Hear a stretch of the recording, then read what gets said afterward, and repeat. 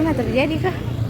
Saya juga tidak kenal karena saya juga baru di sini. Jadi saya tidak bisa memberikan keterangan terkait dengan kasus atau masalah di sini. Kalau menurut pandangan Pak mengenai kasus yang terjadi di sini, apalagi kan masyarakat Bapak ya, lingkungannya Bapak yang tempatnya.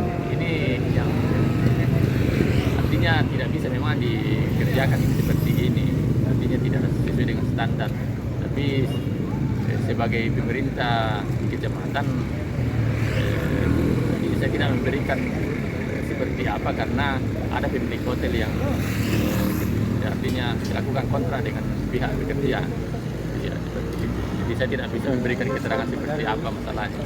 Ya, memang saya sebagai pemerintah bukan menyalahkan sepihak, tetapi memang dilihat dari pekerjaan ini memang sangat rawan terkait dengan pekerjaan ini. Tapi yang bertanggung jawab adalah pemilik hotel sebenarnya.